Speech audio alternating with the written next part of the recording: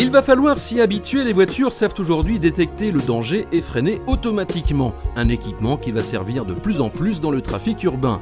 Grâce à un radar ou un scanner laser, le système peut réagir quand on approche de trop près le véhicule précédent et que le trafic ralentit brusquement. En cas de non-réaction du conducteur, la voiture freine pour éviter l'accident et si le choc est inévitable, la vitesse d'impact sera réduite.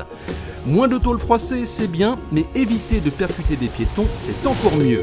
Sur certains véhicules, équipés en plus de caméras, il est possible de détecter à temps un piéton qui traverse la rue et d'éviter la collision. Voici ce que voit la voiture, on se croirait dans un jeu vidéo. Et la bonne nouvelle, c'est que ça fonctionne aussi la nuit. Les systèmes de vision de nuit détectent les piétons grâce à l'infrarouge et affichent leur image thermique sur un tableau de bord.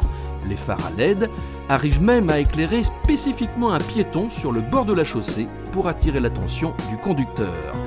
Quand il fait nuit, le conducteur peut compter sur l'éclairage intelligent. Les phares éclairent bien mieux les côtés de la route et l'intérieur des virages.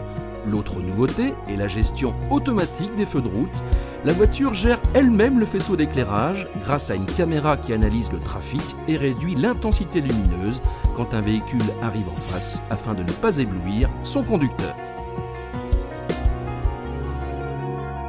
Et puisque la fatigue au volant est l'une des principales causes d'accidents, on commence à voir arriver des systèmes capables d'évaluer la vigilance de l'automobiliste.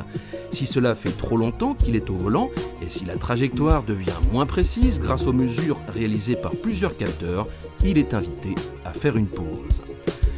Les aides à la conduite servent également pour sortir des places de parking.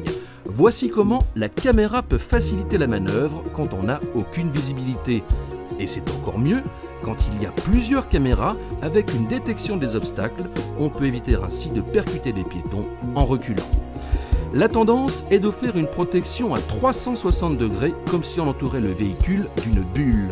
C'est ce que Nissan appelle par exemple le bouclier de sécurité virtuel. Des capteurs aident par exemple à détecter l'arrivée d'un véhicule dans l'angle mort. Un témoin lumineux prévient de